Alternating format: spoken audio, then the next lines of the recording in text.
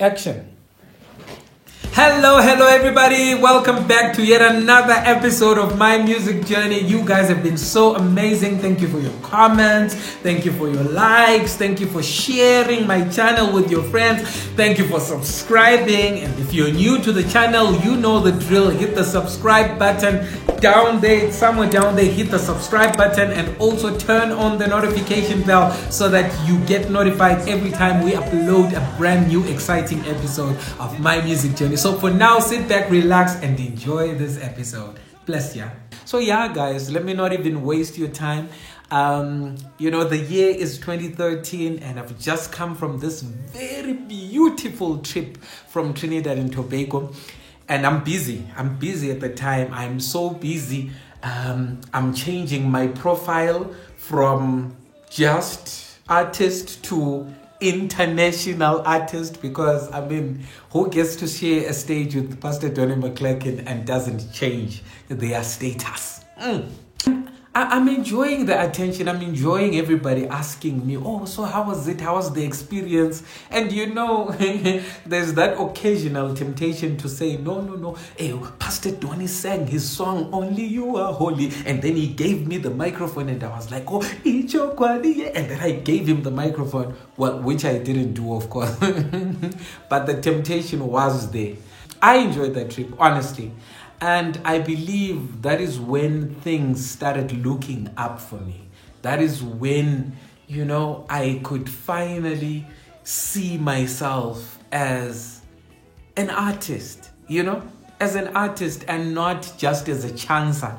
Because when some of these things begin to happen and when some of these doors begin to open, you begin to doubt yourself. You begin to doubt if you are called to do this, if it's just, what's the word? If it's a once-off thing. I honestly thought that trip would be the first and the last. That was my thought. O ye of little faith. But little did I know that the floodgates of heaven had just opened up in my favor. In the same year, I remember getting an invitation to a country called Suriname. Now, when that invitation came, I was excited, of course. Without even knowing where Suriname is. And then as soon as I learned that Suriname is a country that is in South America, it shares a border with Brazil, and it's a country I had never heard of, I was like, you know what? Let me just notify a couple of my friends. Let me notify even my mom.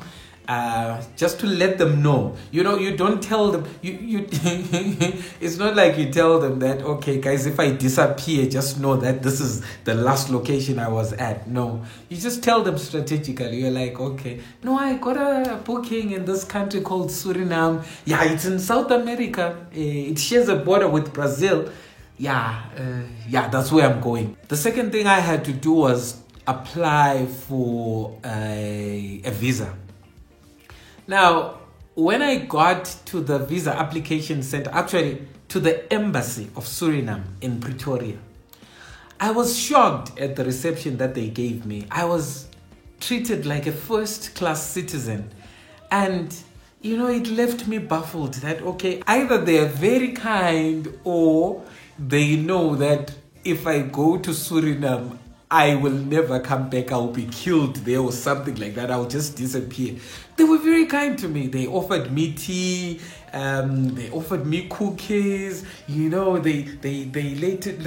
let you sit there on a comfortable couch and you have a one-on-one meeting with the consular general. It was so amazing. The visa is not a stress at all to get.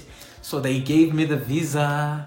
And I even posed for a couple of photos at the embassy. It was really beautiful. It's really good to be treated well and to feel wanted, Remember at that time, that is one of my very first trips. That is one of my very first international trips. And even I myself, I'm trying to get used to this new lifestyle. I'm trying to get used to responding to emails in a professional manner. You're past that stage of when people are asking for your quotation, you're like, okay, how much do you have? You can give me anything. You are past that stage. I'm sure a lot of my brothers and sisters, would understand. There comes a time in our careers, especially when you are very unsure of your worth. But I guess it's not really a question of you not being very sure of your worth. But before you get that validation, you don't know where you stand on those music streets. You don't know the street cred that you have on those music streets. So, yeah, I was beginning to be sure of exactly who I was, though I still felt at the back of my mind that, okay, this is just a once-off, a two-time kind of thing, it will never happen. Little did I know. So, the first leg of my journey involved me flying from Johannesburg to Amsterdam, Schiphol Airport. Now, it's the same drill. I'm scared of flying at that time. I'm really a nervous flyer. Even up to today, I've really never been on a flight where I've been fully comfortable. I do believe in God. I have faith, but guys, there is something about flying. As soon as I take off, I get into prayer mode. So we get to Schiphol Airport. Schiphol Airport is different, way different from London Gatwick Airport, which is the only other international trip, or apart from Dubai, that I had been to. So yeah, get there. And there's really not much happening there. We arrive there, we get into the airport, single file, all of us are getting in there. And the only challenge I had with Schiphol Airport is, in as much as they don't require a transit visa, those guys just welcome you and let you go. So I get there, and I'm confident, I'm happy. I'm happy to be going to Suriname. Happy and nervous at the same time, because there's still the possibility of disappearing and never returning back to Africa. So there's these huge dogs. Now, when I talk about huge, I'm talking about a dog that is pretty much the size of a cow. I'm kidding.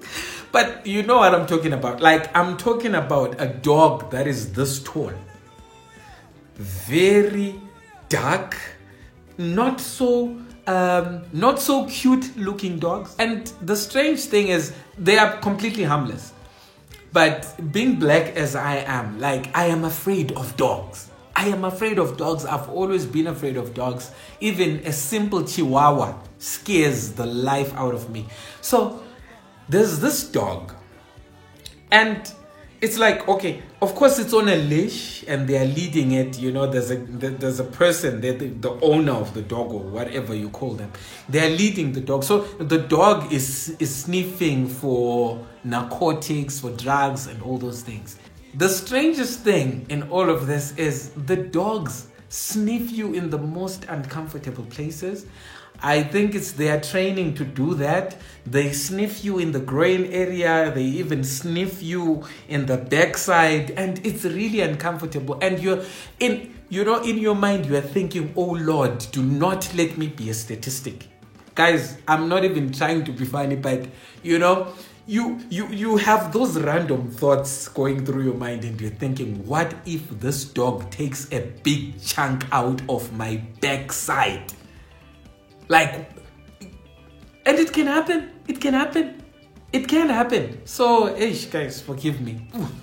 So anyway, they interrogated me as usual.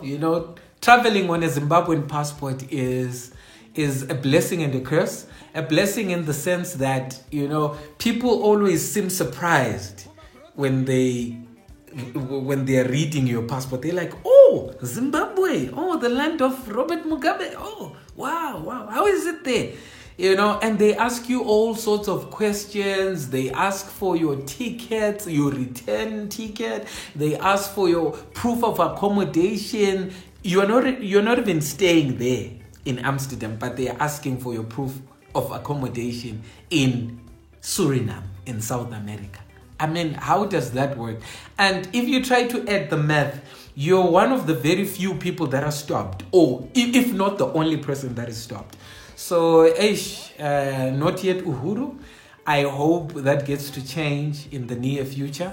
Yeah, it shall be well. So anyway, they let me go. I'm happy.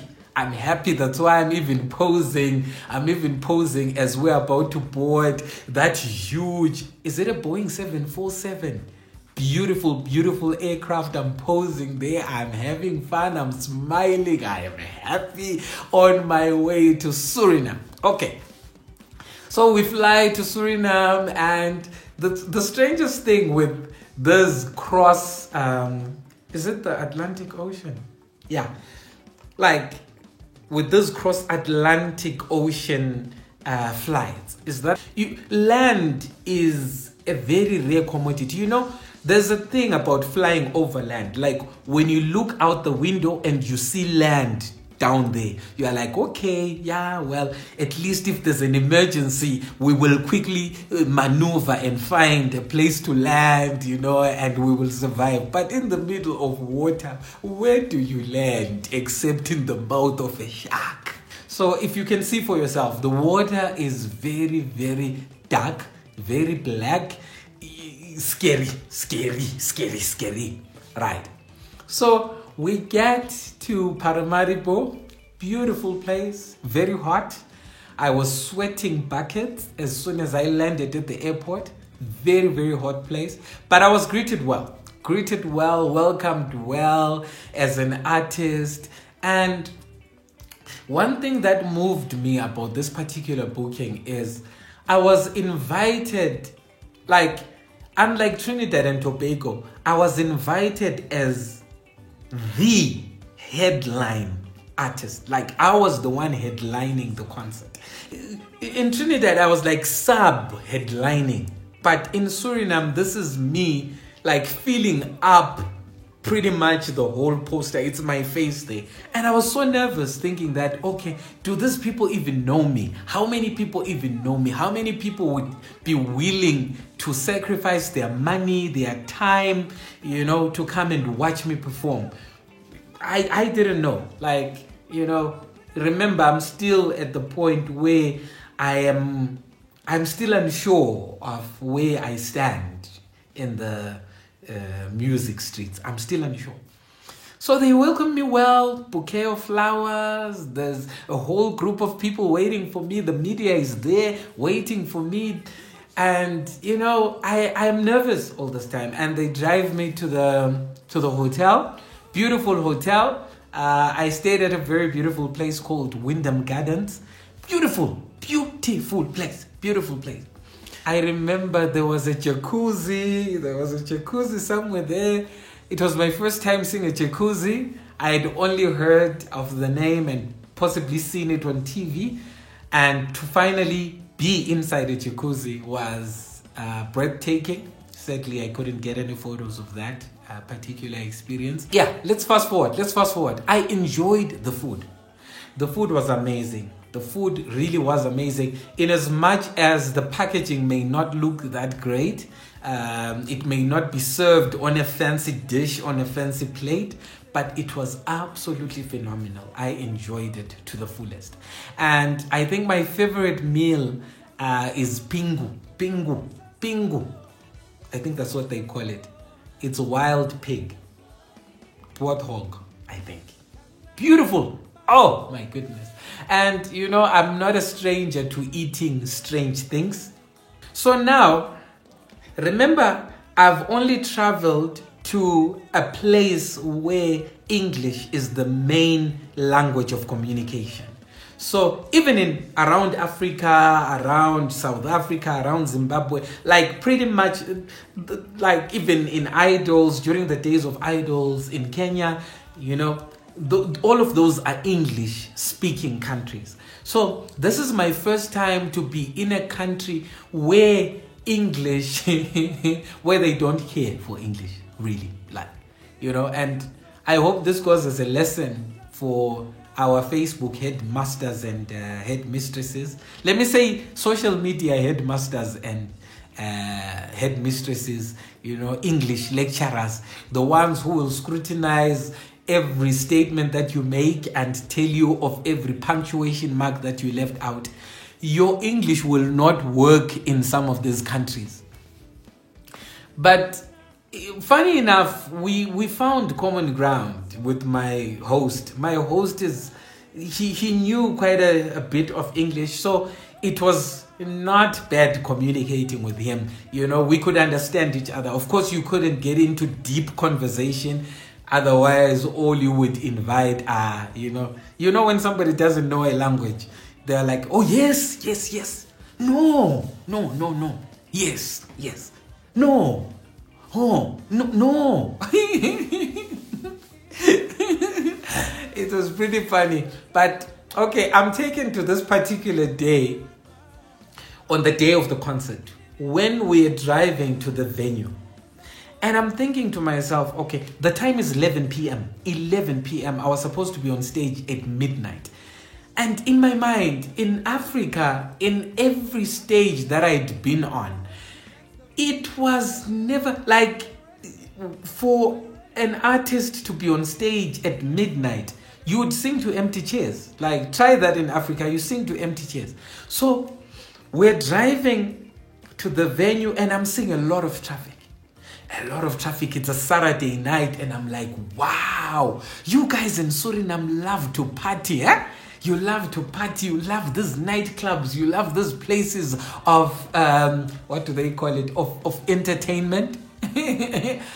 And the man of God who was hosting me laughs and he says, baby, you see this traffic, all of these people that are holding us back, like all of these people that are hindering us from getting to the venue quick, are all going to see you.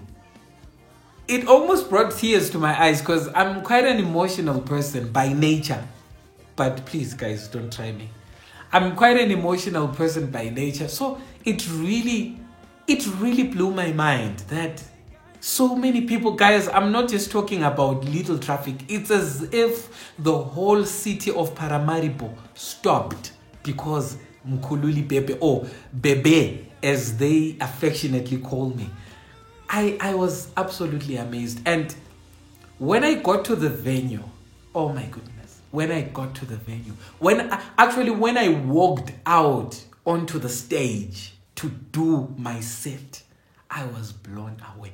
I mean, I had never seen such a huge number of people in one place. For me, that was amazing. That was absolutely amazing. And you can actually check out the YouTube videos where I was wearing this black t-shirt. Well, not this. This is not black, by the way. I'm rocking my MK Music t-shirt. After the lockdown, we are delivering. So if you like the t-shirt, please do drop a comment on the comment section. I would love to deliver. They are not for free, by the way. Anyway, as you wear. So now, what that taught me was that, okay, God will cause people to celebrate you, people in countries that you don't even know to celebrate you. So don't be discouraged by what you may see.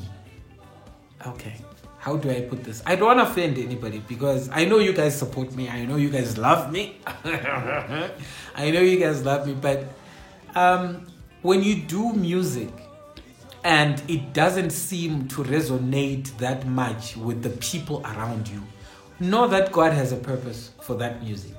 It may not necessarily be for them. It may be for another different group of people, or it may be totally for a different generation altogether, So don't despair. Music creators continue creating that music. You never know who that music is going to touch. Yeah, so that was my first encounter in a country where language was a barrier. The only challenge now is in between songs, we love talking to the people. Like, we love asking them questions. We love, like, are you ready? Are you ready? Are you having a good time? So that was me there. Are you having a good time? Silence. Because they couldn't understand what I was saying. So the trick when you're performing in countries where language is a barrier is stick to the script. Like you just stick to the songs. The funny thing is they knew every song, word to word. Word to word, they knew every song. They knew Ichokwadi, they knew Tambira Jehovah, they knew Namata at the time. And I believe Namata really topped the charts in that country for months and months, like on national TV or national radio. So they knew those songs very well. But the only disadvantage is I couldn't even take a breather in between the songs because my songs are high energy songs. Like after every song, I need to tone it down, to talk to the people, just to catch a breath. But in that concert, I almost lost my life because I couldn't really take a break in between the songs. Now, fast forward to another country again that I visited in 2014. Oh my goodness. The country is called French Guiana. And from the name of the country, you can already tell. You can tell that they don't care for English. Like English is not even a stress to them. So I am there. Now, from the name French Guiana, you can already tell that, you're going to have problems communicating, especially if you believe that English is the standard. Get that out of your mind. English is not the standard. There's so many countries that don't care for English at all, So how I got that booking for French Guiana is these guys came to watch me when I was performing in Paramaribo in Suriname. So they came to watch me and they loved what they saw. And they said, okay, can we have a meeting with this guy? So as soon as I finished performing, I had a meeting with those guys. And this goes as a lesson to some of my brothers and sisters in the industry that, there's no need for us to be divas and crooners in some of these things because you never know where your next breakthrough is going to come from. So I always make it a point. I try. Sorry if I've ever been mean to you. I don't recall ever being mean to anybody. But it's always a goal of mine to be kind and fair to everybody because you never know who people are out there, And there I was just taking photos with everybody, smiling. I was exhausted. That was one of the most exhausting shows I had ever performed at. So I was exhausted. I didn't even want to smile, but I smiled. I braved it because you don't die from smiling. Tell me of one person who has ever died. Have you ever read any obituary of a person who has died from smiling? Have you? You don't lose anything. In fact, you gain so much. But this is not a lecture. And I'm not imposing on you. So do you. But this is my journey. So I'm going to tell it the best way I know how. And also highlight the points that I feel could be of benefit to somebody. Not everybody, but somebody. Okay, so these guys meet up with me. I sit down with them. We have a chat. And they were talking casually. They're like, we should bring you to French Guiana. I was like, yeah, I would love to come to French Guiana. I didn't even know where that was even at that time. So they're like, okay, French Guiana is just here across the border from Suriname. So I'm like, okay, when do you want to bring me? They're like, okay, no, just this coming in a couple of months. I think it was less than 6 months from that particular performance. So, yeah, we sealed the deal there. And I traveled back to South Africa. I had gone just for one concert. And I came back with another concert in the bag. And what that means is more kitchen, more money. All because I chose to be nice. Amen. So, okay. Let me take you to French Guiana so you know the drill. The only way I could get to French Guiana was to pass through Suriname, Paramaribo, and then drive from Paramaribo to a city called Albina. So in Albina, the only way you can cross that border is through a river. And I've already told you that I'm not a fan of water. I'm not a fan of water. But the only way that I would have made it across is through the water. And there's no bridge. There's no bridge like where you drive across. You park your car in Albina, catch a boat, an engine-propelled boat. It's shaped, or it's a boat, but it looks like a canoe, you know. Oh my goodness, wow. And it's tiny, like, so I think it takes, I don't know how many people it takes, maybe 10 or something like that, I don't remember. But all I know is that you sit adjacent to each other, you know, with your legs between one another. Guys, yeah, that is an experience. I was so scared. And each time that boat hits a wave, you're like, oh my goodness, I am dead. But anyway, I survived it. I had all these pictures, but thanks to Inswelaboya Zasegoli, by that I mean thugs of Johannesburg, I lost my phone. I didn't lose it. It was taken from me. But anyway.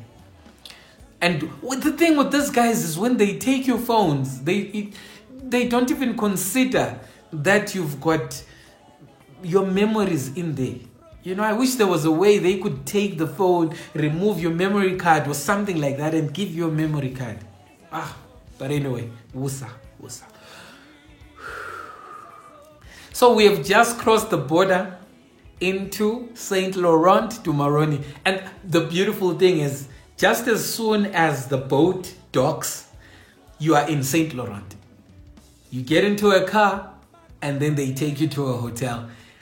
Strangely, the guys in Saint Laurent du Maroni, the guys in French Guiana, drive on the wrong side of the road. I don't know whoever invented this thing that the Americans love to do and the French love to do of driving. Like, where do we drive? They drive on the right side of the road. Even their steering wheel, their cars are designed in a very strange manner. And I thought I could drive there till they gave me a chance to actually drive. I failed.